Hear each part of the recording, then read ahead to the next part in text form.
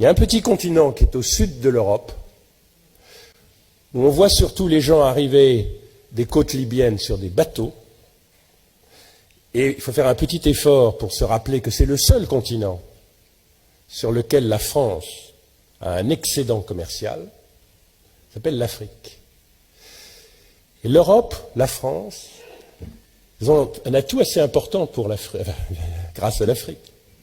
C'est que l'Afrique parle en français ou en anglais, un peu en portugais, un peu en espagnol. L'Afrique pense en français et en anglais. L'Afrique achète des marques françaises, des marques européennes, parce que c'est complètement naturel. Mais il y a quelque chose de beaucoup, beaucoup plus important, c'est que l'Afrique, elle appartient à l'Europe. Alors, Monsieur le Premier ministre, souvent vous dites, attention, la Chine est en train d'acheter l'Afrique. Tout est en train de. Aujourd'hui, vous prenez le stock de capital investi en Afrique. Numéro 1, la Grande-Bretagne. Numéro 2, la France. Numéro 3, les États-Unis. Numéro 4, l'Espagne.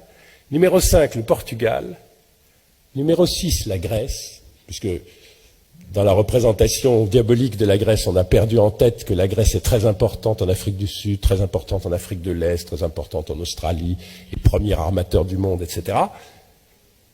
Et ensuite vient la Chine, en stock de capital. C'est-à-dire qui possède les mines, qui possède le pétrole, qui possède les produits agricoles, qui possède l'immobilier, l'Europe.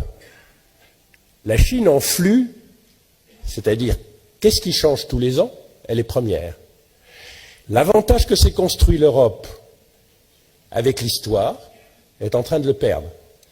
L'Afrique, vous ne dites à personne, appartient à l'Europe qui ne le sait pas.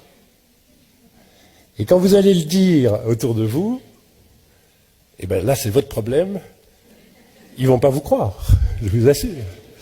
Et c'est un atout énorme. Elle n'appartient pas encore à la Chine, elle n'appartient pas encore à l'Inde, elle n'appartient pas encore au Brésil, et chose un tout petit peu plus préoccupante, elle n'appartient toujours pas aux Africains. Mais les Français ont un don comme personne, et le président de la République en particulier. D'ailleurs, objectivement, tous les présidents de la République français, qui est de donner à penser aux Africains, et à mon avis, il faut continuer, que la France est toujours le porte-parole et le défenseur de l'Afrique. Et d'ailleurs,